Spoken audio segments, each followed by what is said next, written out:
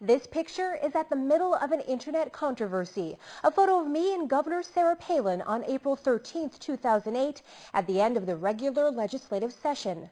I interviewed her live, and local photographer Dan Carpenter took this picture as a favor to me. Months later, it's at the center of allegations of a pregnancy cover-up. There are at least 2 websites devoted to proving this picture is fake. They've consulted so-called experts who claim it is a composite, just different pictures photoshopped together. They've used techniques like ghosting and point to parts of the photo that they say couldn't have been there, like the darkened window, boxes in the hallway, and photographer Scott Favorite's untucked shirt.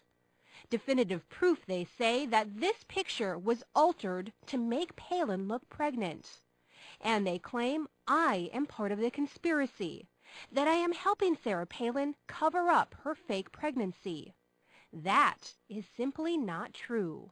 Now, here to put it all in perspective with us is Governor Sarah Palin. This is my live interview with the governor at the Capitol, Sunday, April 13th at 5 p.m. in the second-floor hallway between the Speaker of the House's office and the House floor. You know, they expected a 90-day session, and lawmakers did it. That was success right there. We're talking about the 25th legislative session that wrapped up about 4 hours before.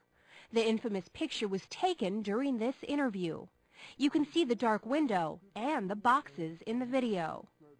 Now, we didn't pan down to Palin's pregnant belly because it wasn't relevant to the story. Her pregnancy had nothing to do with the state budget. He's going to want something to eat, dear. 4 days later, she gave birth to Trig Paxson Van Palin 4 weeks early. And 3 days after that, I interviewed Palin and her husband Todd about the newest addition to their family. We're just very, very, very blessed. This picture was taken at the same time as the one under so much scrutiny.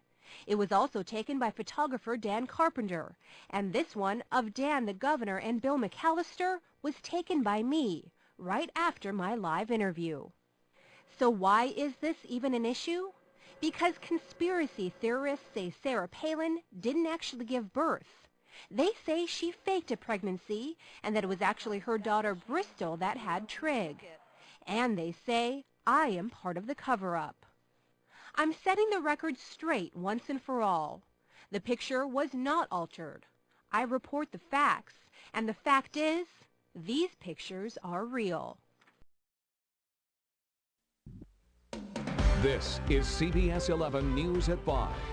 Not just what happens, what matters. Tonight, a live interview with Alaska Governor Sarah Palin. We'll get her reaction to what happened in the legislature now that lawmakers are going home.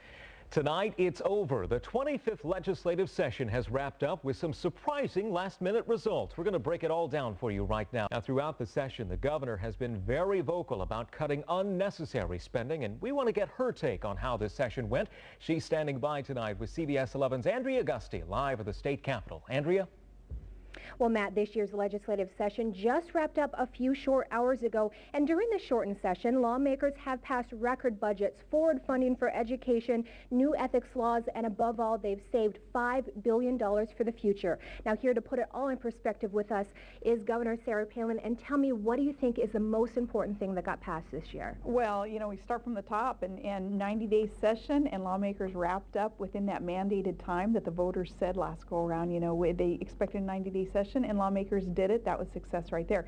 And you named a couple of the other ones that have been real important, including municipal revenue sharing, though, that has passed. That's going to be very helpful for our local communities to get to address some of the rising costs within their own communities of operations and of some projects.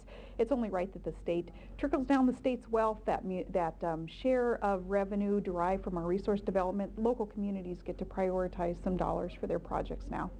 And of course, there has been so much talk about how high these budgets are. Can we expect some vetoes?